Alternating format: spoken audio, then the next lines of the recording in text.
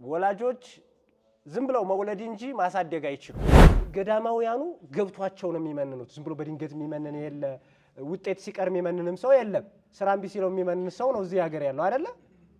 አብዛኛው ለመብላት ነው የሚመንነው። ብዙ አሁን እየተነቃለቅ ምእመናን አሁን ከተማሩ ይነቃሉ ብዬ አስባለሁ። እንደ ስኬታማ እንሆናለን ብዬ እኔ አላምንም። ምክንያቱም ልጆቻችሁ ሳያስቀድሱ ስጋው ደሙን እየተቀበሉ ምን ምረት ይወርዳል? አሁን እናንተ ውጪ ያሉት ሰዎች አይደሉም ቤተክርስቲያንን እያፈረሷት ያለው። እዚህ ያለው ሰው እኮ ለቤተክርስቲያን ቦምብ ሆኗል። አሁን ባለው ደረጃ የልጆች ችግርም አይደለም የመንግስትም ችግር አይደለም። ችግሩ የወላጅ ችግር። ሰንበት ትምህርት ቤት አባል የሚባለው ነገር ካንስል ይደረጋል፣ ይቆማል ማለት ነው። ከዛ ልጆች ይወጣሉ። ከዛ አሁን መንግስት እኮ ይሄን ያልጣለ አለፈ ምናምን የሚለው እውነቱን ነው እኮ እውነቱን ነው። እንዲሁም ያለፉት በተአምር ነው አብዛኞቹ ሊያልፉ የሚችሉት። አብዛኛው ሰው ከእውቀት ጋር ተለያይቷል። ችግር ካለ ማፋታት የምትችለው ማን ብቻ ናት? ቤተክርስቲያኗ ናት። ስለዚህ ንስሐ አባታቸው እዛ ሁሉም ነገር ነው። ንስሐ አባት የነሱ ሀገር ሁሉም ነገር ነው። በቃ በጣም የተማሩ ናቸው። ካህናቱ በራሱ ዲያቆናቱ የሚባሉት የተማሩ ናቸው። የሥነ ምግባር ሰዎች ናቸው። ስለዚህ በሁሉም ነገር ችግራቸውን ቀርበው ይፈታሉ።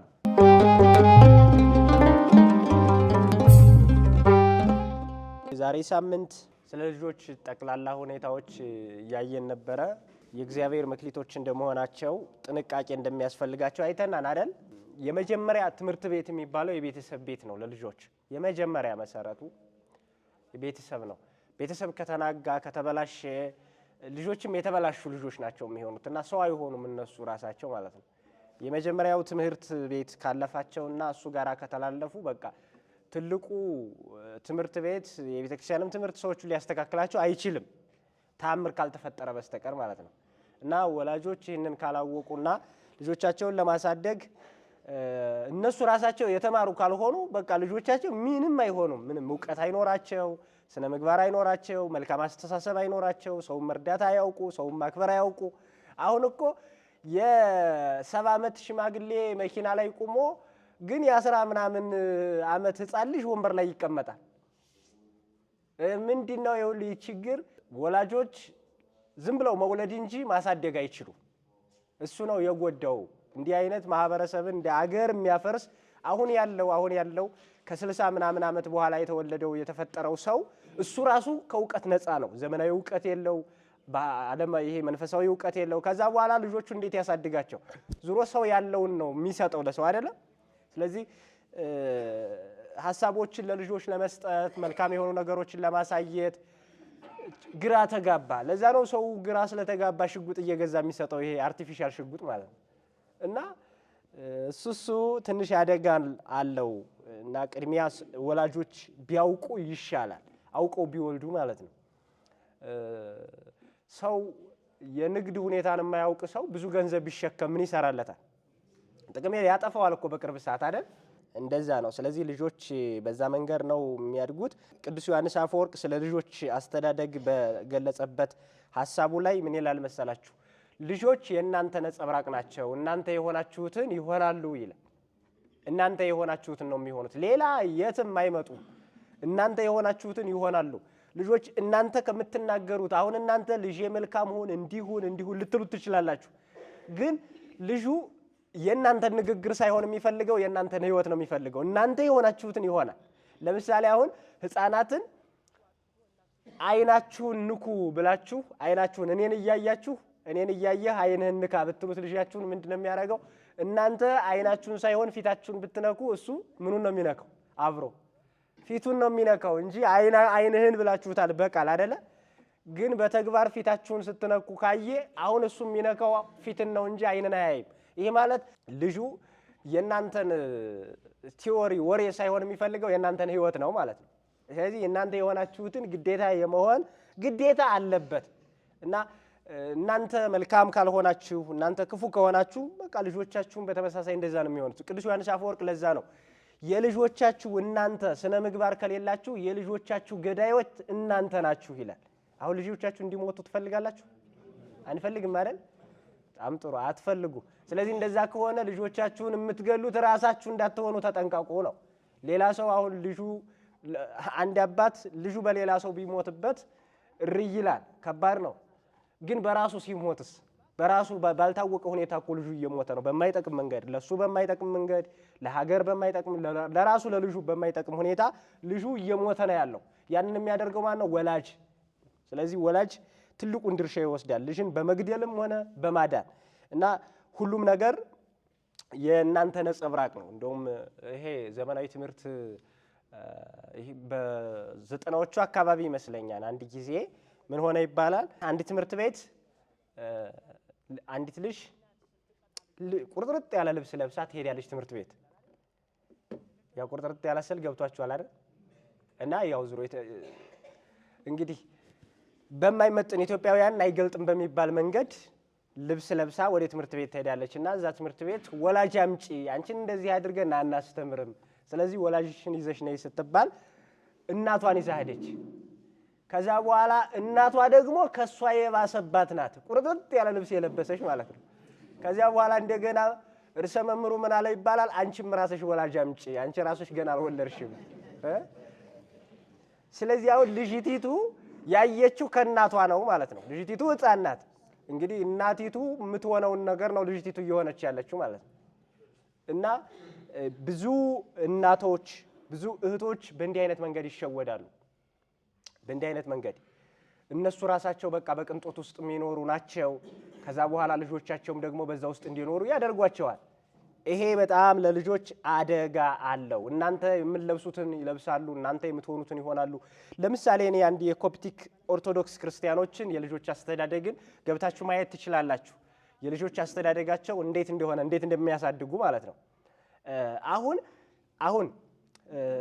እኔ አሁን ብዙ እንትናቸውን እመለከታለሁ የመንፈሳዊ ስርዓታቸውን ማለት ነው እና የሚገርመው ነገር ህፃናት ገና 3 ዓመት የሆናቸው ህፃናት ልጆች በቃ ሲያማትቡ በስመ አብ ሲሉ ምናምን በቃ በተኮላተፈ አንደበታቸው ራሱ አባታችን ሆይ ሲሉ በጣም ነው የሚያስገርሟቸው የኛ ሰው እንኳን በህፃንነቱ በስመ አብ እንዴት መባል እንዳለበት ቀርቶ በ50 ዓመቱ ራሱ የማያውቅ ሰው አለ በስመ አብ እንዴት መባል እንዳለበት ማለት ነው አይደለ ሌላውን ተውት እንዴት ልብስ ማጣጣል እንዳለበት እንዴት ከየት ወደ የት በስመ አብ መባል እንዳለበት በስመ አብ ለምን እንደሚባል ለምን እንደዚህ አይነት መስቀለኛ ስራ እንደሚሰራ ምናምን የማያውቅ ሰው አለ እነሱ ግን ህፃናት ሆነው ይሄን ያውቃሉ ይሄው ህፃናት በዚህ መንገድ ስለተሰራ ነው እኮ ቂርቆስ ዛሬ 70 ዓመት 60 ዓመት የሆነው ሰው ዕውቀት የሌለው ቂርቆስ ግን በ3 ዓመቱ ነው ያ የሃይማኖት ጥንካሬ ዕውቀት የነበረው ያ ማለት የእናት አስተዳደግ ነው እንደዛ የፈጠረው ማለት ነው ስለዚህ እናት ልጇን መግደልም ትችላለች ማዳንም ትችላለች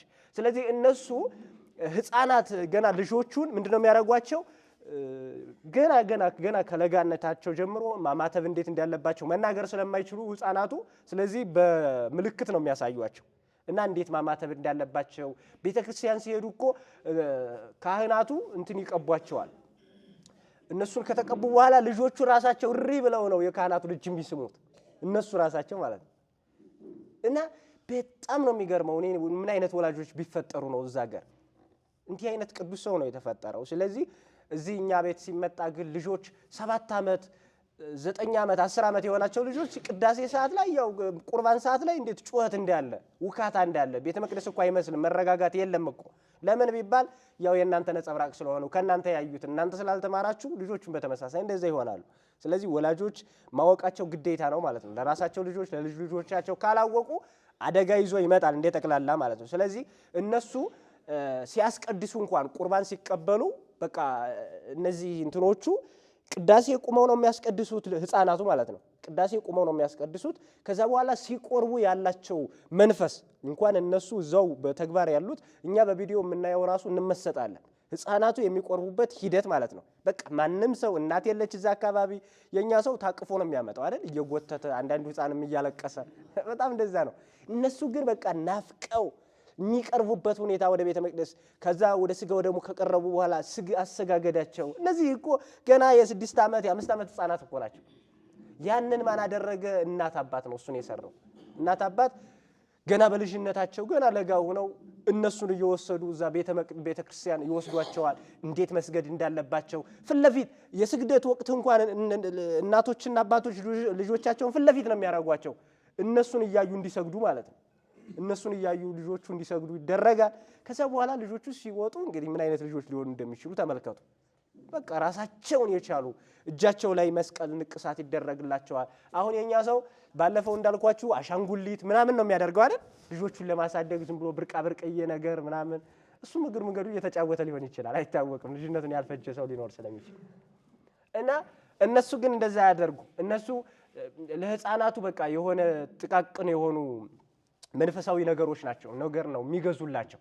ስለዚህ መስቀል ጋር የተገናኘ ስዕላት ጋር የተገናኘ አስተምህሮ ቪዲዮዎች ሁሉ ሲያዩ መንፈሳዊ ፊልሞችን ነው የሚያዩት እንጂ እንደኛ ዝም ብሎ ቀጥታ በልጁ አይምሮ ላይ ጦርነት የሚከፍት ነገር ከፍተው አይሰጡ። ይሄ ቲክታክ ተከፍቶ አይሰጥ፣ ቴሌቪዥን እንደተፈለገ አይከፈት። እነሱ ለህፃናት እንኳን ለህፃናት ለትልቅ ሰው ራሱ እንደዛ አይደለም። በእርግጥ እነሱ የተሻሉ ናቸው። አሁን የኛ ሰው እኛ እኮ ገና ነን። እነሱ እኮ ስለ ሃይማኖት ስለሚባለው ነገር እኮ እስከ 18 ዓመት ድረስ ነው የሚያውቁት። 18 ዓመት ከሞላው በኋላ ለምሳሌ ሰንበት ትምህርት ቤት የሚባል አለ በእነሱ የሰንበት ትምህርት ቤት አደረጃጀት ማለት ነው። የሰንበት ትምህርት ቤት አደረጃጀት ግን እንደኛ ሀገር የሰንበት ትምህርት ቤት አደረጃጀት አይደለም። የኛ ሀገር እናቶች አሁን ሰንበት ትምህርት ቤት አባል ውስጥ አሉ፣ አባቶችም ሰንበት ትምህርት ቤት ውስጥ አባል አሉ እዛ ውስጥ። እነሱ ሀገር ግን አባቶች ሰንበት ትምህርት ቤት አባል ውስጥ የሉም፣ እናቶችም በተመሳሳይ የሉም። አንድ ሰው ሰንበት ተማሪ የሚሆነው እስከ 18 ዓመቱ ድረስ ብቻ ነው። እስከ ስንት ዓመት ድረስ ነው? እስከ 18። ከ18 ዓመት በኋላ አድጓል በቃ። እስከ 18 ዓመት ድረስ ግን ሰንደይ ስኩል የሚባል አለ። መደበኛ ትምህርት ቤት ነው። መደበኛ ትምህርት ቤት ነው። መዝሙር አይደለም እነሱ ተሰብስበው የሚዘምሩት። የሚገርመው ነገር አሁን እኛ መዝሙር አቅርብ ሲባል የእናንተ ልጆች ግልብጥ ብለው ነው የሚመጡት አይደል? እናንተ የምትሰዷቸው ለዛ ይመስለኛል ዝም ብሎ ማለት ነው። ይኸው እንዴት እንደገደላችኋቸው ለትምህርት። አሁን እኔ አሁንም አስተምራችኋለሁ። ትምህርት ሲሆን ግን አይመጡ። መዝሙር ሲሆን ይሄ ወረብ ሲሆን ለማስረገጥ ወረብ ሲሆን አሁን ሌሊት ነው የመጡት ሌሊት። እና እንዴት ነው የምታዩዋቸው? ስለዚህ 18 ዓመት እስኪሞላው ድረስ የሃይማኖት ትምህርት የሚባሉ ነገሮችን ጥንቅቅ አድርገው እነሱ ያውቃሉ። የሃይማኖት ትምህርት የተባሉ ለምሳሌ ክርስቶስ ማን ነው? እመቤታችን ማን ናት? ነገረ ቅዱሳን ምንድነው? ቅዱሳት መካናት ምንድነው? ቅዱሳት ገድላት የሚባሉት ምንድናቸው?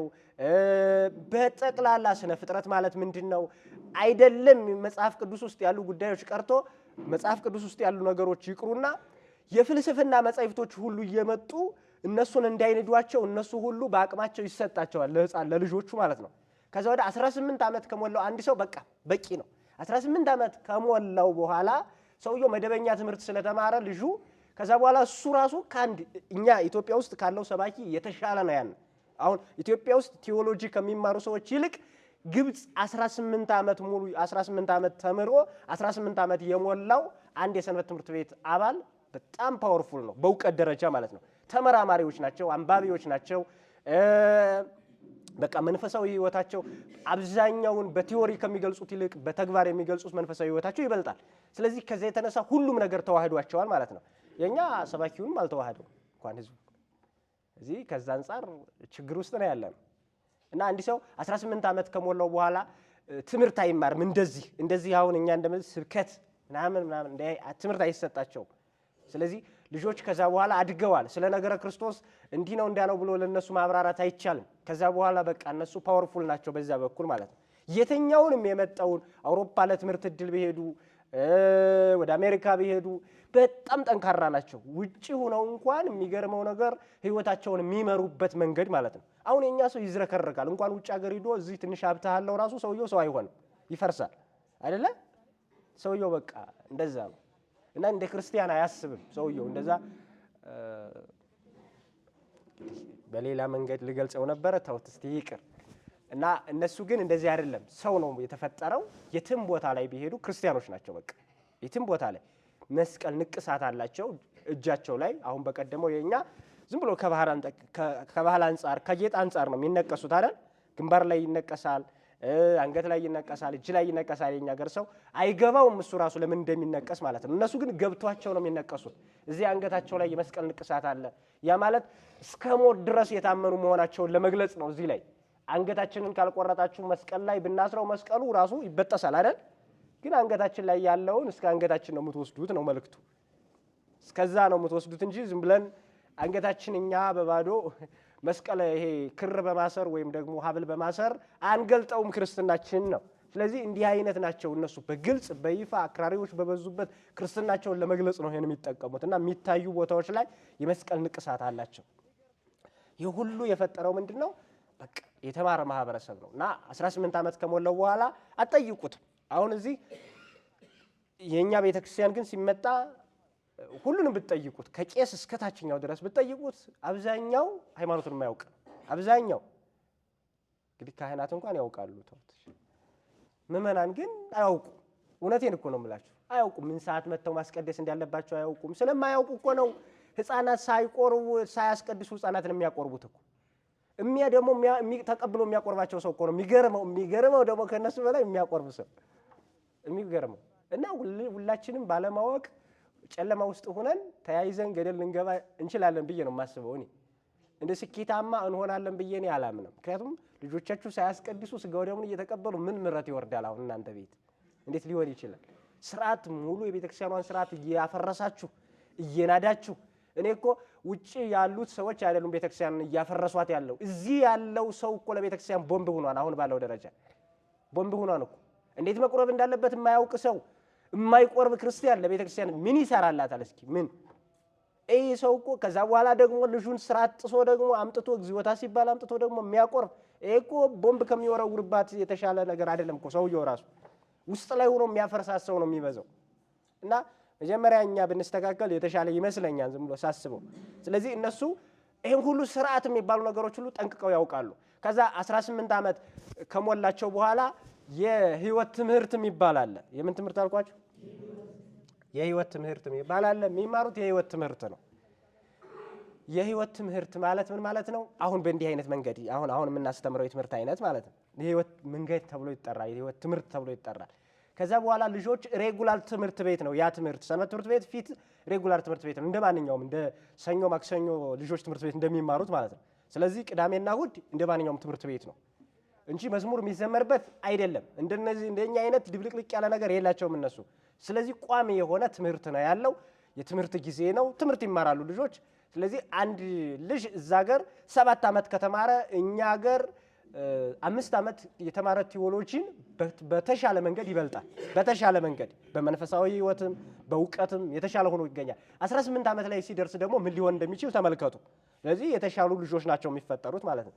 ከዛ በኋላ ሰንበት ትምህርት ቤት አባል የሚባለው ነገር ካንስል ይደረጋል፣ ይቆማል ማለት ነው። ከዛ ልጆች ይወጣሉ። ከዛ ይወጣሉ ልጆች። ከዛ በኋላ አንድ ልጅ ከሰንበት ትምህርት ቤት ከወጣ በኋላ 18 ዓመት ላይ ይወጣል። 19ኛ ዓመት ላይ አንተ የሰንበት ትምህርት ቤት አባል ነህ ብትሉት ይቆጣል። እየሰማችሁ ነው? ይቆጣል። አሁን እዚህ አንዲት እናት የሰንበት ትምህርት ቤት አባል እኮ አይደለሽም ብንላት ዝም ትላለች? ናት ግን ዝም ትላለች? አትልም አይደል? ስለዚህ ምን ሊፈጠር እንደሚችል ያው ግልጽ ነው። እና እናቶቻችን ጥሩ ነው ገና ሌላ ነገር እስካልተፈጠረ ድረስ፣ ግን እነሱ ዘንድ እንደዚህ የለም። ከዛ በኋላ ይወጣሉ። ሰንበት ትምህርት ቤት አባል ናችሁ ምናምን ቢባል ሌላ ችግር ነው። ከዛ በኋላ ተማሪዎች ናቸው አብዛኞቹ። የትምህርት እድሉ አግኝተው ወደ ውጭ ሀገር የሚሄዱ እዛው አካባቢ ዩኒቨርሲቲ የሚገቡ ናቸው። ያው ውጤታማ ናቸው። አንድም የክርስቲያን ልጅ የሚወድቅ የለም። አሁን እዚህ አብዛኛው ወዳቂ ነው። ያው ምንም ጥርጥር የለውም። አሁን መንግስት እኮ ይሄን ያልጣለ አለፈ ምናምን የሚለው እውነቱን ነው እኮ እውነቱን ነው። እንዲሁም ያለፉት በተአምር ነው አብዛኞቹ ሊያልፉ የሚችሉት። አብዛኛው ሰው ከእውቀት ጋር ተለያይቷል። ከእውቀት ጋር ተለያይቷል። ይሄ በብዙ የሀገሪቱ ክፍል ደግሞ አደጋ ይዞ እየመጣ ነው። ይሄን ስህተት ማን ፈጠረ? ወላጅ ነው የፈጠረው። ክትትል አያደርግም እና ለልጆች አቅጣጫ አይሰጥም። ከዛ የተነሳ ልጆች ሃይስኩልም ገብተው የደፈረሰ ማንነት ነው የሚኖራቸው። ታችኛውም ኤሌመንታሪም ተመሳሳይ ቤዝ የሆነ እውቀት ስለሌላቸው ሃይስኩል ገብተው ምን ይሁኑ? ከዛ በኋላ እሱን ደግሞ ተገፍተው የግድ ተገፍተው 12 ይደርሳሉ። ከዛ መንግስት ደግሞ አንጥሮ ይጥላቸዋል። ስለዚህ አሁን የልጆች ችግርም አይደለም የመንግስትም ችግር አይደለም። ችግሩ የወላጅ ችግር ነው። በቃ አሳዳጊ የሌላቸው ልጆች ናቸው ያሉት። ወላጅ ያላቸው ግን አሳዳጊ የሌላቸው ልጆች። ይሄ ነው እየተከሰተ ያለው። ስለዚህ ይህንን እናቶች አባቶች እንዲያው ጥንቃቄ ቢደረግ ለሰው ብትመክሩ አገር ቢተርፍ በዚህ መንገድ በጣም የተሻለ ነው። በጣም ልጆች ምንድነው የሚደረገው? እነሱ አገር ለእናንተ ጥሩ ማሳያ ሊሆናችሁ ይችላል። ከነሱ ቀጥሎ ልጆች ምን ይሆናሉ? 18 ዓመት ከሞላቸው በኋላ እስከ 26 ዓመት ድረስ የሚሰጣቸው የህይወት ትምህርት የሚባል ነው። የህይወት ትምህርት ማለት ከሰዎች ጋር እንዴት መኖር እንዳለባቸው፣ እንዴት አይነት ሴት መርጠው ማግባት እንዳለባቸው፣ ሀብት ሲይዙ እንዴት ማድረግ እንዳለባቸው፣ ስራ ሲይዙ ምን መሆን እንዳለባቸው በጠቅላላ እንዲህ አይነት ነገሮች ናቸው የሚሰጧቸው። አያችሁ አይደለ? ከዛ ጊዜያቸው አይጠፋም ማለት ነው። ልጆች ማግኘት ያለባቸውን ነገር ማግኘት ባለባቸው ጊዜ እያገኙ ነው። የሚገርመው ነገር አሁን የኛ ሀገር አሁን የእናንተ ልጆች ከዩኒቨርሲቲ ሲመለሱ የት ነው የሚሄዱት? ወደ ወላጅ ነው የሚሄዱ አይደል? አንዳንዱ እንግዲህ ላይሄድ ይችላል ይፍረድ አይደል? እና እነሱ ሀገር ግን እንደዚህ የለም። ልጆች አሁን ከ18 ዓመት በላይ አይደለ ዩኒቨርሲቲ ውስጥ የሚገቡት። ልጆች ዩኒቨርሲቲ ከገቡ በኋላ ምንድነው የሚደረገው? ሲወጡ በዩኒቨርሲቲው እና ዩኒቨርሲቲ በወጡበትና የሚደርሱበት አድራሻ ላይ በዚህን ያህል ሰዓት በዚህን ያህል ቀን ይደርሳል ተብሎ ኳልኩሌት ተደርጎ ነው በመረጃ መሰረት የሚሄዱት። ስለዚህ ወንዶቹ ሲወጡ ከዩኒቨርሲቲ ሲወጡ ወንዶቹ የሚሄዱት ወደ ወንዶች ገዳም ነው የሚሄዱት። ሴቶቹ ደግሞ ከዩኒቨርሲቲ ሲወጡ ወደ ሴቶች ገዳም እናቶች ገዳም ነው የሚሄዱት። የነሱ የሴት ገዳም የወንድ ገዳም ባንድ ላይ የለም፣ እየብቻ ነው። ስለዚህ ሴቶቹ የወንድ ገዳም ሴት ገዳም ይሄዳሉ፣ ወንዶቹ ደግሞ የወንድ ገዳም ይሄዳሉ። ከዛ የሚማሩት የስነ ምግባር ትምህርት ነው። የህይወት ትምህርት የሚባለውን በትክክል ይማራሉ። ከዛ በኋላ ገዳማው ይሄ የረፍት ጊዜ እስኪያልቅ ድረስ ገዳም ላይ ይቆያሉ። እናት አባት ደግሞ እንዲጠይቁ ጥቂት ጊዜ ነው የሚሰጣቸው፣ ጥቂት ጊዜ። አያችኋቸው ልጆች እንዴት እንደሚያድጉ። አሁን ዛሬ የኛ ሰው ግን ስደድ ቢባል ይሰዳል? አይሰድም አይደል? እሪ ይላል እንጂ አይሆንም። እዛው ቆሎኔ ጋር እየበላ ይከርማል እንጂ እንዴት ብሎ ይሄዳል ነው የሚለው አይደለ? እና እንደዛ ነው ያለው። እነሱ ግን እንዲህ የሚሰስት ነገር የላቸውም። ደግሞ የሚሄዱበት በረሃ የሆነ ገዳም ነው። አብዛኞቹ የሚሰደው ልጆች የሚሄዱበት በረሃ የሚበዛበት አካባቢ ነው። ስለዚህ ቃጠሎ ያለበት ገዳም አካባቢ ነው የሚሄዱት። እና በቃ ገዳማቱን የሚያለሙት እኮ ተማሪዎች ናቸው። ገዳማቱ አሁን የግብጽ ቤተክርስቲያን የመንግስት የጀርባ አጥንት ናት። በኢኮኖሚ ደረጃ ያው መንግስትም በከፍተኛ ሁኔታ እንትን የሚላት ለዛ ነው። ስለዚህ ልጆች ዩኒቨርሲቲ ከተመለሱ በኋላ ገዳም ውስጥ ስለሚገቡ ገዳማውያኑን በደንብ ይረዷቸዋል። ስለዚህ አብዛኞቹ ገዳማት እንግዲህ በረሃ ናቸው። በጣም ደግሞ ብዙ ነገር የሚመረትባቸው ናቸው። ያ የሆነው ምንድነው? ህዝበ ክርስቲያኑ ስለተማረ ስላወቀ ልጆቹን ወዴት መስደድ እንዳለበት። ከዛ በኋላ ደግሞ ገዳም ላይ እናቶች አባቶች የተማሩ ናቸው። ዝም ብለው በድንገት የመነኮሱ አይደሉም። እንደኛ ዝም ብለው ከተማ የሚያጥለቀልቅ መነኩሴ የላቸውም እነሱ። እየሰማችሁ ነው? ስለዚህ የላቸውም። ህዝቡም እንዲህ አይነት መነኩሴ አይቀበልም። አሁን መነኮሳት ውጭ ላይ ቢወጡ እዚህ ደብር ላይ ቢወጡ ጭራሽ ደግሞ ከተማ እስማ ይሄ እኮ ተአምር እኮ ነው። ከተማ አባት የኛ አባት ሽቱ እየገዙ ስጋ ምናምን እያረጉ እየወሰዱ እያበሉ ምናምን እንዲህ አይነት አባት እናንተ እኮ የቤተክርስቲያን እንዲሁ እኮ ለቤተክርስቲያን እኮ ቦምብ ሆኖዋን የኢትዮጵያ ክርስቲያን ምለው ለዛ እኮ ነው። መነኮሳቱን አውጥቶ ከገዳም እንዴት እያበላሻቸው እንደሆነ የበላ ሰው የጠጣ ሰው ደግሞ ሰው ቆሎ በልቶ እዚህ እንኳን አልቻለውም። እንኳን እዛ ወተን ጎተተን አምጥተናቸው ስጋ በልተናቸው አይደል? ይሄ እኮ ግልጽ እኮ ነው። ከዛ ወደ አባ እያልን በየቦታው እነሱም ሽቶ እየተረፈረፉ በቃ በጣም ከባድ ነው። እኛ ዓለማውያኑ እናንተ የማትለብሱትን ልብስ እየለበሱ ነው የሚቀጥሉት። እዛ እንደዛ የሚባል ነገር የለም። እዛ አንድ መነኩሴ ከገዳም ከወጣ በቃ ምእመኑ እሱን አባት አድርጎ አይደለም የሚቀበለው። አባት አይደለም ባጭሩ። ተልኮ ካላቸው ወረቀት ደብዳቤ ይዘው ነው የሚወጡት። አስፈላጊ ተልኮ ካለ ደብዳቤ ይዘው ይወጣሉ። ከዛ በኋላ ተልኳቸውን ሲፈጽሙ እስከዚህን ያህል ጊዜ ሰርቶ እንዲህ አይነት ተልኮዎችን ፈጽሞ ይመለስ የሚል ደብዳቤ ነው። ያለበለዚያ ክርስቲያኖች ይተፉበታል ሰውየውን ሲያገኙ ማለት ነው። ስለዚህ ግዴታ ወረቀቷን ይዞ ተልኮ ይዤ ነው የመጣሁት ይላል። እየሰማችሁ ነው አይደል? እና እንዲህ አይነት ነገር የለም። ከተማ ውስጥ የሚኖር መነኩሴ የለም ማለት ነው። እንኳን መነኩሴው ጳጳስ ራሱ ከተማ ውስጥ አይኖርም። እነሱ ጳጳሳቱ ራሱ ምንድነው የሚደረግ? በእኛ በኢትዮጵያ እንግዲህ ጳጳሳቱ ተፈቅዶላቸዋል። እዚያ ቢሆኑ ጥሩ ነበረ። ግን እነሱን ችግር የለውም። ቤተክርስቲያን ለዚህ ሀገረ ስብከት ሊቀ ጳጳስ አድርጌያለሁ ስላለች ይችላሉ። ግን እዛ ሀገር ግን ጳጳሳቱ ራሱ የሚኖሩት ገዳም ነው፣ የመነኮሱበት ገዳም። ለምሳሌ ዋልድባ የመነኮሰ ጳጳስ ቢኖር በእኛ ማለት ነው ተመልሶ ተልኮ ሀገረ ስብከቱ ጉራጌ ሊሆን ይችላል፣ ሀገረ ስብከቱ ሶዶ ሊሆን ይችላል፣ አርባ ምንጭ ሊሆን ይችላል፣ ሐዋሳ ሊሆን ይችላል፣ ባህር ዳር ምናምን ሊሆን ይችላል። ስለዚህ ሊቀ ጳጳሱ ተልኳቸውን ከፈጸሙ በኋላ ተመልሰው የሚያድሩት እዛው ገዳማቸው ውስጥ ነው። ልብስ ለጳጳስ ልብስ እንኳን የሚገዛው ገዳሙ ነው። ከዚያ ውጭ ማንም ብር የሚባል ነገር የላቸው። በራሳቸው አካውንት ብር አይገባም። ስለዚህ ቤተክርስቲያኗ የሚያስፈልጋት መኪና ታዘጋጃለች፣ ሹፌሩ ታዘጋጃለች፣ ምን ታዘጋጃለች። ከዚያ ውጭ ግን ያሉ ነገሮች ሁሉ የምታዘው ቤተክርስቲያን ናት። እንዲህ ነው ጳጳሱ ራሱ እንደዚህ ነው ያሉበት ሁኔታ ማለት ነው። ጳጳሳቱ ሳይቀር እና ገዳማውያኑ ገብቷቸው ነው የሚመንኑት። ዝም ብሎ በድንገት የሚመንን የለ፣ ውጤት ሲቀር የሚመንንም ሰው የለም። ስራም ቢሲለው የሚመንን ሰው ነው እዚህ ሀገር ያለው አይደለ? አብዛኛው ለመብላት ነው የሚመንነው። ብዙ አሁን እየተነቃልቅ ምዕመናን አሁን ከተማሩ ይነቃሉ ብዬ አስባለሁ። ስለዚህ እነሱ በጣም ባለ ዲግሪ ናቸው የመነኮሱት መነኮሳት። የኛ ደንቆሮ ነው አብዛኛው አይደለ? እነሱ ባለ ዲግሪ ናቸው፣ ባለ ዶክተሮች ናቸው ብዙዎቹ እና ኢንጂነሮች ናቸው፣ ዶክተሮች ናቸው፣ ምናምን ናቸው። ስለዚህ ችግር ቢፈጠር እንኳን ገዳሙ ውስጥ ራሳቸው ናቸው የሚያስተካክሉት። ከውጭ ወጥቶ መጥቶ የሚያስተካክል ገዳም የለ፣ እንትን ባለሙያ የለም። እዛ ውስጥ የተፈለገው የሰው ኃይል አለ፣ የተማረ የሰው ኃይል። ዲግሪ የሌለው ሲጀመርም አይመነኩስም ተብሎ ነው የሚታሰበው እዛ ማለት ነው።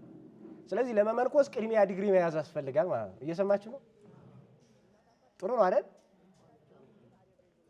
ዲግሪ ያስፈልጋል ባጭሩ። እዚህ አሁን ተውት። ወደ መመኑ ሲመጣ ደግሞ ሌላ ጉዳይ ነው። ለመመንኮስ እንኳን ዲግሪ ያስፈልጋል። የተማረ ሆኖ መገኘት አለበት ይላል። በሁለቱም ማለት ነው። ይሄ ሲስተም ካለፈው አንድ ሰው በቃ አየር ላይ ነው የሚቀር። እዚህ ተምሮ ቢሻል ሌላ እውቀት የጨመረ ያለበለዚያ አንድ ዲግሪ ያለው ሰው ካልሆነ በስተቀር አይመለከተውም በቃ ገዳሙ። ምክንያቱም ገብቶ ምን ይሰራል? ገብቶ እኮ ስራ መስራት አለበት አይደል? ስራ ለመስራት ደግሞ እውቀት ያስፈልጋል። ስለዚህ እንደዛ ነው ያለው ነገር። ከዚያ እንግዲህ ልጆች ከዩኒቨርሲቲ ከተመለሱ በኋላ እነዚህ ሰዎች ናቸው ልጆቹን ደግሞ የሚሰሯቸው የተማሩ ሰዎች ናቸው። በመንፈሳዊ ገብቷቸው የመነኮሱ ሰዎች በልምድ ያልመነኮሱ በብዙ የኑሮ ውድነት ሜዳ አስወጥቷቸው ያልመነኮሱ እንዲህ አይነት ሰዎች ስለሆኑ እውቀት አላቸው፣ ዓለማዊ መንፈሳዊ እውቀት አላቸው። ልጆች እንዴት መቀረጽ እንዳለባቸው ደግሞ እነሱ ያውቃሉ። ስለዚህ ገዳሙ ላይ ልጆች የረፍት ጊዜያቸውን ሲያሳልፉ ተቀርጸው ምናምን ይወጣሉ። መጨረሻ ላይ ደግሞ ወደ ቤተሰብ ሲሄዱ እስከኛ ጋራ የቆየው ጊዜ ከዚህን ያህል እስከዚህን ያህል ጊዜ ነው ተብሎ መረጃ ይሰጣቸዋል። ወላጅ እሱን አይቶ ነው የሚቀበለው። በመካከል ክፍት ቦታ ሌላ ቦታ አንዲት ሴት ብታሳልፍ ይታወቃል ጊዜው። እየሰማችሁ ነው አይደል? ወንድየው የት ቦታ ጊዜ ቢያሳልፍ ይታወቃል ጊዜው። ስለዚህ የት ቆየ ሌላ ጥያቄ ነው የሚመጣው ማለት ነው። ልጆች በእንዲህ አይነት ዲስፕሊን ነው እንግዲህ እዛ ጋራ እያደጉ ያሉት እና በመጨረሻም ደግሞ እንዲህ አይነት ሰው ምን አይነት ሀገር ሊፈጥር እንደሚችል ያው ግልጽ ነው። እዚህ በጣም የተቀደሱ ሰዎች፣ በጣም ንጹህ የሆኑ ሰዎች፣ በጋብቻ የተረጋጋ ህይወት ያላቸው ሰዎች ነው ያሉት። ከዛ ወደ ጋብቻ ከገቡ በኋላ ልጆች በራሱ የነሱ ሀገር እንደዚህ መፋታት የሚባል ነገር የለም። በእርግጥ እነሱ ከ18 እስከ 26 ያለው የህይወት ትምህርት ነው ብያችኋለሁ። ከአንድ ሴት ጋር እንዴት መኖር እንዳለበት ልጁ ትምህርት ይሰጠዋል። ሴቲቱም በተመሳሳይ ከአንድ ወንድ ጋር እንዴት መኖር እንዳለባት ትምህርት ይሰጣታል። ከዛ በኋላ ሊጋቡ ሲሉ ደግሞ ተጋቢዎች ለምሳሌ ጥር ላይ የሚጋቡ ሰዎች ካሉ ቀድመው 6 ወር ቀድመው ትምህርት ይሰጣቸዋል። እየሰማችሁ ነው? አሁን ከኛ ቤት ትምህርት ይሰጣል ወይ? የኛ ክርስቲያን ሆኖ እኮ በዛ እንትን እየጎተተ ትልቅ ነገር የሚጎተቱት ነገር አለ። ንገሩኝ እስኪ ሴቶቹ እንዴ ይገርማል እኮ እንደዛ ድንኳን የሚጎተቱ ሴቶች አሉ በዛ በየቦታው እና ስለዚህ አሁን እንደዛ እየጎተቱ አደባባይ ለአደባባይ የሚንከረፈፉ አበባ ምናምን ተይዞ እንዴ ይገርማል እኮ። ለሞተ ሰው ነበረ ቀድሞ አበባ አይደል? አሁን የጋብቻ እጮኝነትም አበባ አለ። አበባ ግሳንግስ ዝም ብሎ ቀውጢ ሆኖ ጠቅላላ ሰፈሩ የአበባ መሬት እስኪመስል ድረስ እንደዛ እየተጎተተ ከዛ በኋላ ደግሞ የሰርጉ ቀንም እንደዛው በተመሳሳይ እንደዛ እየሆነ ሴቶቹ ምንም የማይሆኑት ነገር አለ ባጭሩ። ቁርባን የለ፣ ይሄ ተክሊል የለ፣ ምን የለ፣ ዝም ብሎ ተጃጅለው ይገባሉ። እንደዚህ አይነት ነገር ነው ያለው። እነሱ ግን ቅድሚያ ይሄ ሁሉ የሆነው እኛ ሀገር ምንድነው? ስላልተማረ ወላጅ ያልተማረ ልጁን እንዴት ያስተምረው? ያልተማረ ማህበረሰብ እንዴት ያስተምራል ተብሎ ይታመናል። ስለዚህ እሱ ራሱ የእሱ ጋብቻ ራሱ እንደ ፈረስና እንደ በቅሎ ነው። ልጁንም አብሮ ይደግማል አዛው ላይ የእሱን ትዳር አላስቀደሰም። ከዛ በኋላ ደግሞ የልጁ ትዳር ደግሞ እንደረከሰ ይቀጥላል። ምክንያቱም እንግዲህ የእናንተ ነጸብራቅ ስለሆኑ ልጆች እነሱ ቅድሚያ 6 ወር ይማራሉ። አንድ ሴት እንግዲህ የህይወት ትምህርት ተሰጥቷቸዋል እኮ ግን ስፔሲፊክ የሆነ ይህንን ያተኮረ 6 ወር ትምህርት ይሰጣቸዋል። 6 ወር ቤተ ክርስቲያኗ 6 ወር ስለ ትዳር ያልተማረችን ሴት አታጋባም።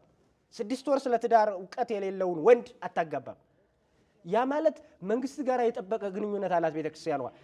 ቤተክርስቲያኗ ልጆቿ ከተጋቡ በኋላ መንግስት የቤተክርስቲያኗ ልጆች ማፋታት አይችልም። እየሰማችሁ ነው? ፍርድ ቤት ማፋታት አይችልም።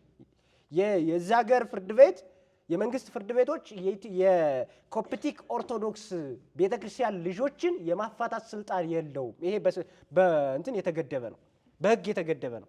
ስለዚህ አንድ ክርስቲያን ሆኖ ፍርድ ቤት ቢሄድ አንድ ሰው ማፋታት አይችልም። በጣም ኦቨር የሆነ ችግር ካለ ማፋታት የምትችለው ማን ብቻ ናት? ቤተክርስቲያኗ ናት። ስለዚህ ንስሐ አባታቸው እዛ ሁሉም ነገር ነው። ንስሐ አባት የነሱ ሀገር ሁሉም ነገር ነው። በቃ በጣም የተማሩ ናቸው። ካህናቱ በራሱ ዲያቆናቱ የሚባሉት የተማሩ ናቸው። የሥነ ምግባር ሰዎች ናቸው። ስለዚህ በሁሉም ነገር ችግራቸውን ቀርበው ይፈታሉ። የትኛውም ችግር ከነሱ የሚያመልጥ ችግር የለው። ሲጀመር ሰው እንዳይፋታ ካህናቱ ስራቸው እዛ ነው። ምክንያቱም ቤተክርስቲያኗ መኪና ካስፈለገ መኪና ትገዛለች፣ ምንም ካስፈለገ ለነሱ ትገዛለች። ሁሉም ነገር ይሟላል። የቄሱ ስራ በቃ ምዕመናንን መከታተል ነው። መኪና አላቸው፣ በመኪና ይሄዳሉ ምዕመናን ቤት። እንደናንተ ዳቦ አዘጋጅታችሁ ጠብቁን ምናምን የሚሉ አይደሉም። እየሰማችሁ ነው አይደል? እዚህ አሁን ካህናት ሲመጡ ምን ነው የምታደርጉት? ውሃ አዘጋጅታችሁ ዳቦ ነው አይደል? ዳቦ ህፃናት አድርጋችኋቸው ነው እንደዛ ተዘጋጅቶ ምናምን እናንተ ቤት የሚመጡት ዝክር ሲሆን ነው። ዝክሩን ለመዘከር ምናምን ነው የሚመጡት። እሱ ደግሞ በህዝቡ ሌላ ሮሮ አለ። እንደዚህ ትተውኝ ምናምን አይነት ነገር አለ። እሱን ተው እንደዛ ነገር አለ። እነሱ ግን እንደዛ ለማድረግ ችግር ለመፍታት ነው ምዕመናን ቤት የሚሄዱት። ለመብላት አይሄዱ። የሚያበላው ቄስ እንጂ እዛ ሀገር ምዕመና አያበላም። እየሰማችሁ ነው? አሁን እዚህ የሚዘክረው ቄስ ነው ወይስ ምዕመናን ናቸው? ምዕመናን ትላላችሁ፣ ቄሶች አይዘክሩም? ኧረ ተው ነውር ነው። እየበላችሁ ቄስም ይዘክራል። እውነት ይዘክራሉ። ስለዚህ እነሱ ሀገር ግን በትክክል እነሱ ሀገር ግን ምዕመን አይዘክርም። የሚዘክረው ካህን ነው። በቃ ሀብታሞች ናቸው እነሱ ራሳቸው። ያንን ያደረገችው ማናት? ቤተክርስቲያኗ ናት። ስለዚህ የሚያስፈልጋቸውን ነገር ሁሉ ታሟላለች። አንድ ቄስ ራሱ ነግዶ፣ እኛ ሀገር እኮ ካልነገደ ቄሱ 10,000 ብር ሰጣችሁት በዚህ ዘመን እንዴት ነው ልጅ የሚያሳድገው ጎበዝ? ስለዚህ መነገድ ያለበት ማለት ነው። መስራት አለበት፣ ግድ ነው። ይሄ አስተሳሰብ እስኪቀየር ድረስ ይሄ አሁን የያዝነው ግሳንግስ አስተሳሰብ እስካልተቀየረ ድረስ አንድ ቄስ በ10,000 በ10 ምናምን ሺህ እንዴት ብሎ ነው እንትን የሚመራው? ስለዚህ የረፍት ጊዜ ያለው የረፍት ጊዜውን ሊሰራበት ይገባል። ልጆቹን መከታተል ባለበት ጊዜ ለነሱ እንነግራቸዋለን። ግን ምዕመኑ እንደዚያ ሆነ ብሎ ማጉረምረም የለበትም። አንድ ሰው ሊነግድ ይችላል፣ መንግስት ስራ ሊሰራ ይችላል። አይችልም? ይችላል። ያለበለዚያ አሟሉለታ ሁሉንም ነገር እና እናንተን ይከታተል። ጧት ይምጣ ቤታችሁ፣ ማታ ይምጣ ቤታችሁ፣ መኪና ግዙለትና በየሰዓቱ ይምጣ፣ ችግር የለውም። አይሻልም?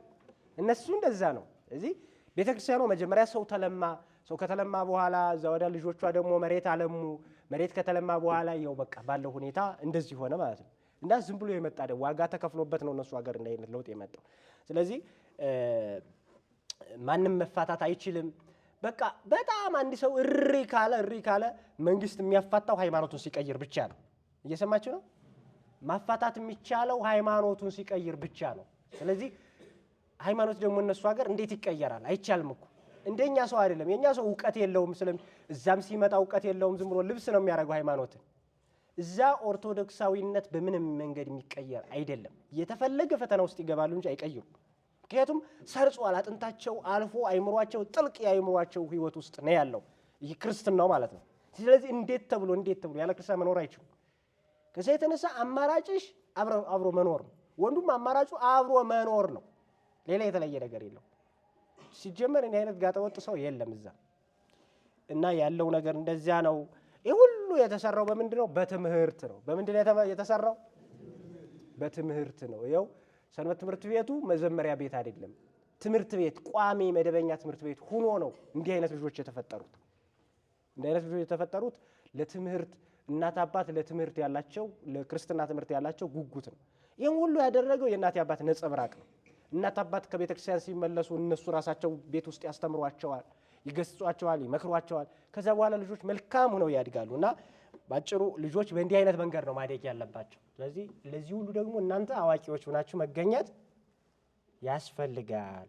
ያለበለዚያ ግን ተያይዞ መጥፋት ይመጣል። ስለዚህ ቤተክርስቲያን ስትመጡ ልጆቻችሁን ይዛችሁ ነው።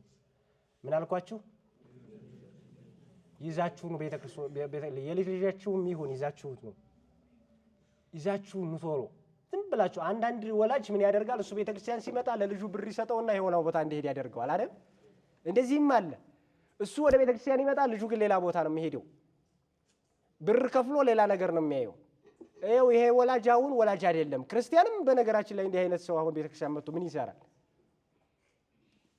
ቤተክርስቲያን ሌላ ቦምብ እያዘጋጀ ነው፣ የጥፋት ቦምብ።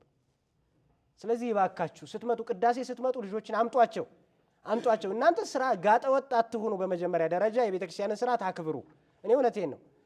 አሁን እዚህ ብዙዎቻችሁ አክባሪዎች ናችሁ፣ ግን የማታከብሩ ደግሞ ደፋሮች አላችሁ። እዚህ እግዚኦታ ሲባል ልጃችሁን ይዛችሁ መጣችሁ። ልጃችሁ ከእናንተ ምንድን ነው የሚማረው? የእናንተ መጠየቅ ሌላ ጉዳይ ሆኖ በልጃችሁ ለምን ትጠየቃላችሁ? በምታቆርቡበት ሰዓት ልጃችሁን በማለዳ ይዛችሁ መጣችሁ ቅዳሴ አስቀድሶ እንዲቆርብ አድርጉ። ከዛ ውጭ ግን የቤተክርስቲያንን ስርዓት እያፈረሳችሁ ልጆች ላይ ደግሞ ሌላ መርዛት ትነስንሱ። እባካችሁ እባካችሁ፣ እንደው በእግዚአብሔር ስም ነው የምጠይቃችሁ። ይሄንን እንዴት ብለን እንናገር? መቼ ነው ሰው የሚሰማው? ግን እኔ በጣም ግራ ነው የሚያጋባኝ። ስለዚህ አምጧቸው ልጆቻችሁን፣ ዕጣኑ ይሽተታቸው። ቤተክርስቲያን አባ ጎርጎርዮስ የሚባሉትን ታውቋቸዋላችሁ? አቡነ ጎርጎርዮስን እና እሳቸው ውጭ ሀገር ስለተማሩ ያውቁታል የውጭ ሀገር ሁኔታ። ለቤተክርስቲያን ለውጥ ለማምጣት የጣሩ ናቸው። እንግዲህ ማህበረ ቅዱሳን የመሰረቱት ማለት ነው እሳቸው ናቸው። ይሄ በተሻለ መንገድ የክርስቲያኖችን ሕይወት ለማሻሻል የተደረገ ነገር ነው። ስለዚህ እሳቸው ምን ይላሉ?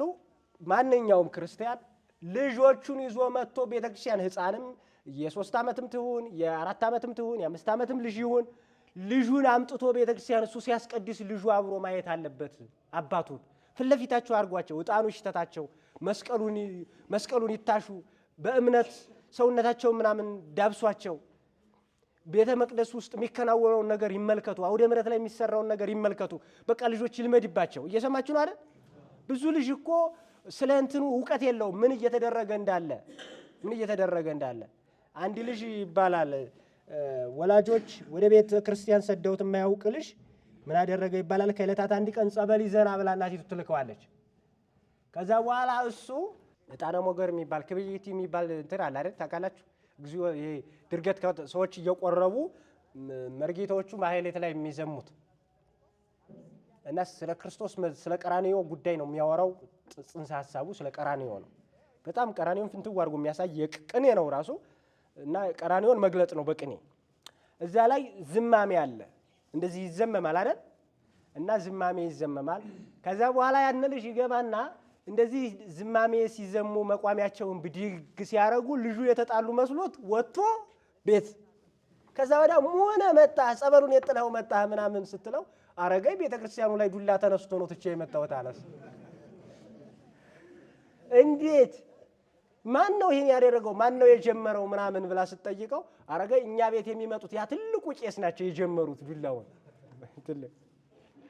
እንዲህ ነው ማለት ነው። ያልተማረ ሰው ይህንን ማለቱ አይቀሬ ጉዳይ ነው። ስለዚህ ልጆች ከዚህ ውስጥ ሳይገቡ አምጧቸው። ዝም ብለው በልምድ ሳይሆን በህይወት እንዲኖሩ አድርጓቸው እና ለራሳችሁ ብላችሁ እኔ እኮ ለቤተ ክርስቲያን ለሀገር ምናምን ብላችሁ ብቻ አይሁን፣ ለራሳችሁ እኮ ነው። ጥሩ ክርስቲያን ልጅ ካለ ነገ ስትታመሙ በደንብ ነው የሚያሳክማችሁ። በደንብ ጥሩ ክርስቲያን ልጅ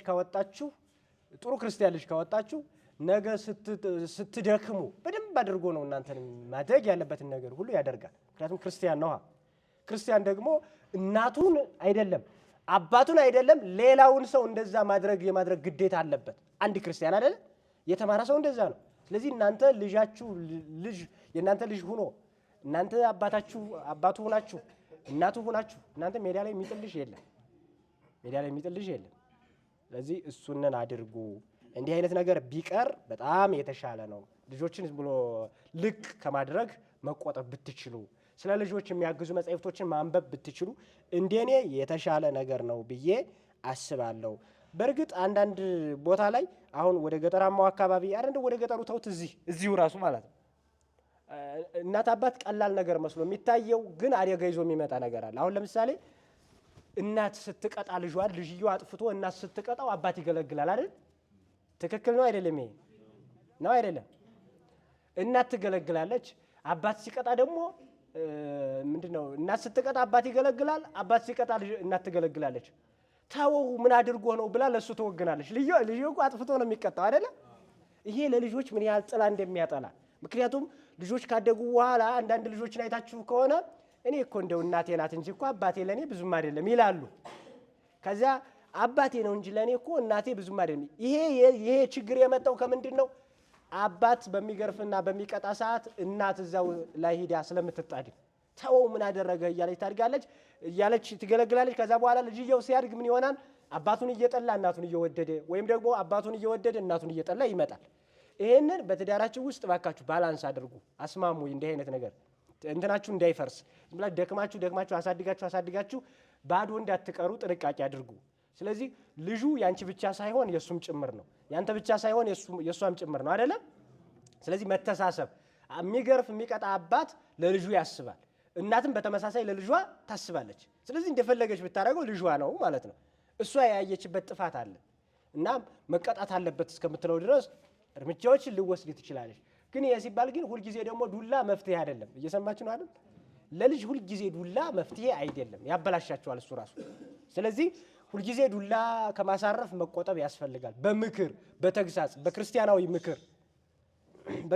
ምክር ነው ልጆች ሊስተካከሉ የሚችሉት። ከዛ በኋላ ዱላ ከሚያስተካክላቸው ይልቅ እንዲህ አይነት የምክር እንትኖች አሉ እኮ መጻሕፍተ ሰሎሞንን መዝሙረ ዳዊትን ያስተምሯቸው ነው የሚለው እኮ። የጥበብ መጻሕፍቶች የሚባሉ አሉ ልጆች ሊማሯቸው የሚገቡ እንደ ምሳሌ፣ እንደ ሲራክ፣ እንደ ተግሳጽ፣ እንደ መዝሙረ ዳዊት አይነት ትምህርቶች አሉ። እነሱን ያስተምሯቸው ብሎ ነው ፍትሐ ነገሥቱ የሚያስቀምጠው። ልጆች መማር ያለባቸው ይሄን ነው ብሎ። ስለዚህ እነዛ ደግሞ የምክር የተግሳጽ መጻሕፍቶች ናቸው። ስለዚህ ልጆች ምክር ተግሳጽ የሚባለውን ነገር ገንዘብ እያደረጉ ይሄዳሉ። ዱላ ሳታሳርፉባቸው ራሳቸው ይስተካከላሉ። እና ወላጆች ባካችሁ ይህንን ነገር ለማድረግ ሞክሩ፣ ያለበለዚያ ልጆቹን አታገኟቸውም ብዬ ነው የምነግራችሁ። ከዛ በኋላ ልምድ ስጧቸው። እንደ ጠቅላላ አሁን የእናንተ ልጆች ብዙዎቹ ያደጉ ይመስለኛል፣ ግን ልምድ ስጧቸው። ለምሳሌ ትዳር ሊገባ ያሰበ ልጅ ካላችሁ አጋሩት። እናት ለልጇ መንገር አለባት ትዳር ውስጥ ያለውን ችግር፣ አባትም ለልጁ መንገር አለበት። እናቲቱ ልጅየውን ወንድ ልጇን ልጄ የኛ ሴቶች ጠባይ እንዲህ ነው፣ ከገባ በኋላ ለሴቶች እንዲህ ነገር ያስፈልጋቸዋል፣ መሰረታዊ የሚያስፈልጉ ነገሮች የሉ። ልጁ ከገባ በኋላ እንዳይደነግጥ እንዲህ አይነት ነገሮች እናት መናገር አለባት። አባትም በተመሳሳይ ከገቡ በኋላ ሴቶች እንዲህ ነገር እንክብካቤ ይፈልጋሉ ብሎ መንገር አለበት። ያበዛ ችግር ነው ይሄም። ምክንያቱም ሰው አያነብማ፣ ስለማያነብ ችግሩን እንዲህ አይነት ኬዞች እንዳሉ አያውቅም። እና እናት በተለይ ደግሞ እናቶች ስለ ሴት ልጆቻችሁ ብታወሩ ጥሩ ነው። እየሰማችሁ ነው አይደል? ምክንያቱም እናት ልጆች ሴቶቹ የሚሰሙት እናታቸውን ነው፣ አባትን እኮ አይሰሙም። ሴቶቹ ጓደኛቸው የምትላቸውንና እናታቸው የምትላቸውን ነው የሚቀበሉት ይባላል። አይደለም እንዴ? ተሳሳትኩኝ? እኔ አልተሳሳትኩም አይደል? እግዚአብሔር ይስጥልኝ በእውነቱ።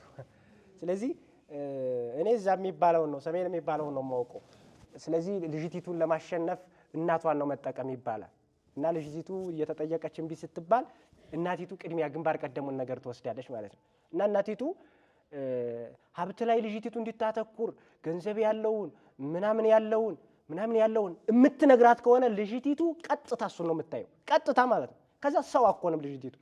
እና ልጆቻችሁ ልጅ እንዲሆኑ ባለው የ6,000 ብር ደሞዝተኛ አይሆንም። ለምን የ3,000 ባጭሩ ሰርቶ የሚኖር ሰው ይሁን አይደለ?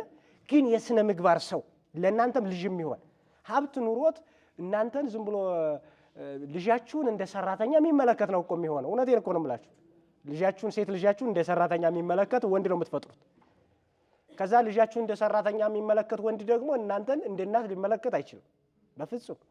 እና ስትሄዱ ባለው ነገር ከፍ ዝቅ እናቴ አባቴ ብሎ ከፍ ዝቅ አድርጎ ሊያስተናግዳችሁ የሚችል ልጅ ቤት ውስጥ እንድትገባ ልጃችሁ ስነ ምግባር ያለውን የሃይማኖት እውቀት ያለውን ምስጢራትን የሚሳተፍ ሰው የሆነውን በጠቅላላ ሀልወተ እግዚአብሔር በደንብ የሚያውቅና እንደው ፈሪሃ እግዚአብሔር ያለው ወንድ ውስጥ እንድትገባ ምከሯት። ያለበለዚያ ልጅቲቱ እንድትርቅ አድርጓት። እውነቴን ነው። ያልፍላታል ብላችሁ አስገብታችሁ መከራ ውስጥ እንዳትከቷት ልጅቲቱን ብዬ አስባለሁ። ምክንያቱም መኪና ያለው ወንድ ውስጥ ብትገባ በቃ መኪናውን ነው የምታገኘው እንጂ ልጅቲቱ ወንድየውን አታገኘው። እና ሰው እንድታገኝ አድርጓት። አባቶችን በተመሳሳይ ወንዶቹን ምከሯቸው። ወንዶችም እንደ ችግር ያለባቸው ወንዶች አሉ። ስነ ምግባር ላይ እንዲያተኩሩ አድርጓቸው እባካችሁ። ሳራን የሚፈልግ ወንድ ፍጠሩ፣ ርብቃን የሚፈልግ ወንድ ፍጠሩ። ያለበለዚያ ዝም ብሎ የሆነ ከማይረባው ነገር ጋር የሚገናኝ የትም ይሁን የት ወንድየው የትም ይሁን ምን አገባ የትም ይሁን ለምን ጃፓናዊ አይሆን? ለምን ሱዳናዊ አይሆን? ብቻ የስነ ምግባር ሰው ይሁን፣ ብቻ የሃይማኖት ሰው ይሁን። እየሰማችሁ ነው አይደል? አይታችኋል አይደል? ያቺ ርብቃ እኮ የተገኘችው ርብቃ የማን ሚስት ናት? ርብቃ የማን ሚስት ናት? ርብቃ ተው እናትና ልጅ አታደባልቁ እንጂ። ርብቃ እኮ የያዕቆብ እናት ናት አይደለ? እንዴት ነው የምታጋቡት እናንተ እንዴ? ስለዚህ አሁን ርብቃ የይስሐቅ ሚስት ናት። ርብቃ የሚገርመው ነገር ከነዓን ውስጥ የተገኘች ሴት አይደለችም። ርብቃ ከነዓንና የርብቃ ቤተሰቦች የተገኙበት ሰማይና ምድር ነው። በሀገር ደረጃ ይለያያሉ። አጎራባች ደማስቆና ቴል አቢብ ወይም እስራኤልና ሶሪያ ማለት ነው። እስራኤልና ሶሪያ ራሳቸውን የቻሉ ግዛቶች ናቸው አይደለ? ሶሪያ አሁን የምናውቃት ናት፣ ራሷን የቻለች ስቴት ናት። እስራኤልን በተመሳሳይ። ስለዚህ አሁን ርብቃ የተገኘችው ሶሪያ ውስጥ ነው። አብርሃም ደግሞ ይኖር የነበረው ከነዓን ውስጥ ነው። ከነዓን እስራኤል ናት። ስለዚህ በሀገር ደረጃ እንኳን ያለውን ርቀት እያውብር ስንት ቀን ተጉዞ ነው ርብቃን ያገኛት። ያ ሁሉ ጉዞ ግን በወቅቱ አብርሃም ያለውን ኦሪት ዘፍጥረት ሄዳችሁ ተመልከቱ። ለልጄ እዚህ አካባቢ ያሉ ሴቶች ውበት ያላቸው በጣም ሀብት ያላቸው ናቸው፣ ግን ለልጄ እሱን አልመኝም አለ አብርሃም እኮ ነው እሱ። ለልጄ ይሄንን አልመኝም፣ ሂደ ሶሪያ ስነ ምግባር ያላት ሃይማኖት ያላት ሴት አለች፣ እሷን ለልጄ ይዘና ብሎ ነው የሰደደው። ስለዚህ የትኛውም ቋንቋ ትናገር፣ የትኛውም ብሔር ትሁን፣ እኛ ሀገር ላይ በሽታው አሁን ይሄ እየሆነ ስለመጣ የትኛውም ሰው ይሁን የትኛው ዋናው ስነ ምግባር ነው። እዚህ ሄዶ አፍሪካ አውሮፓ ሄዶ የሚያገባ ሰው የለም አለ እኮ አይደለ? በቃ ችግር የለውም፣ ግን ሃይማኖት አለው የለውም ነው እሱ ላይ ነው ጥያቄ። ስነ ምግባር አለው የለውም ነው እንጂ የትኛውም ሰው ጋር ሰው እኮ ነው፣ አውሬ ጋር አይኖርም የሰው ልጅ አይደለ? ሰው ጋር ነው። ስለዚህ ሰው ደግሞ በቃ ባህሪው ነው። የትኛውም ሰው ይሁን ነጭም ይሁን ጥቁርም ይሁን ምናምንም ይሁን ኢትዮጵያዊም ይሁን ሌላም ይሁን ለምን በቃ ሌላም አይሆንም። እና ባጭሩ ግን ሰው ይሁን። ስለዚህ ንገሯቸው፣ ለልጆቻችሁ አስተምሩ። ልጄ ምንም ይሁን ምን ግን እንዲህ አይነት ነገር ላይ ውደቅ በሉት። ያበዛም መጥፎ ቦታ ላይ ይወድቃል። አሁን ወንዶች የሚመርጧቸው ሴቶች በጣም አደጋ ነው። ወንዶች ጋር የምገናኛለሁ፣ ሴቶች ጋር የምገናኛለሁ፣ እናንተ ልጆች ጋር ማለት ነው። ብዙዎቹ ግን የሚሄዱበት መንገድ ትክክል አይደለም። ስለዚህ መስተካከል አለበት። ያ ችግር ደግሞ ከቤተሰብ ነው እና ልጃችሁ ለአቅመ አዳም ሲደርስ፣ ልጃችሁ ለአቅመ ሔዋን ስትደርስ፣ በነገራችን ላይ አንዲት ሴት አሁን ላይ 15 ዓመት ከደረሰች በኋላ ያው ትምህርት አታስብም እኮ አይደለ? እውነቴን እኮ ነው። ታስባለች። የእናንተ ልጆች ያስባሉ? ያው እንግዲህ አያስቡም። ትምህርት ቤት ውስጥ ምን እየተፈጠረ እንዳለ እናንተ ላታውቁ ትችላላችሁ። ያው መምህራን የሆናችሁ ታውቁታላችሁ አይደለ? አዎ ደግሞ ጭራሽ ቲክቶክ እያለ ሰው አይሆኑም። እና ስለዚህ አሁን እናቶች እዚህ ላይ ስራ ስሩ ባካችሁ። እናቶች ሴት ልጆች ጋራ ላይ፣ አባቶች ደግሞ ወንድ ልጃችሁን ምኝታ ክፍል አስገብታችሁ ምከሩት። ያለበለዚያ አገር ይፈርሳል። እኔ አገሪቱ እንዳትፈርስ ነው። የእናንተም እንትን አደጋ ላይ ይወድቃል። ስለዚህ ለልጆቻችሁ እንዲህ አይነት እንክብካቤ አድርጉ። ባጭሩ ሌሎች ነገሮችንም እንግዲህ በሌላ ጊዜ ተገናኝተን እንማማራለን። ልጆች እዛ ውስጥ ከገቡ በኋላ ፈተና እንደሚኖር ንገሯቸው። ትዳር ዝም ብሎ ሜዳ እንዳልሆነ ንገሯቸው። እየሰማችሁ ነው አይደል? ብዙ ልጆች ትዳር አልጋ ብቻ መስሎ ይታያቸዋል። አልጋ ብቻ አይደለም፣ ንገሩ። ካልጋው በስተጀርባ ብዙ ችግሮች አሉ።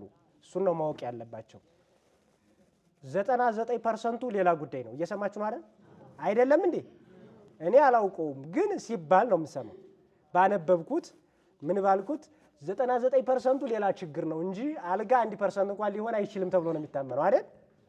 ስለዚህ ልጆች እንደዛ እንዳይሆኑ አንድ ነገር ብቻ አስበው ገብተው ሌላ ነገር ሲመጣ የሚሰበሩና ወደ ኋላ የሚመለሱ ልጆች እንዳይፈጠሩ ከገቡ በኋላ በተለያየ መንገድ ትዳራቸው ሊፈተን እንደሚችል ንገሯቸው። በዛ ውስጥ ትዳሩን የሚገጥመውን ፈተና አሸናፊ ሆነው እንዲወጡ የሚቻለውን ጥረት አድርጉላቸው።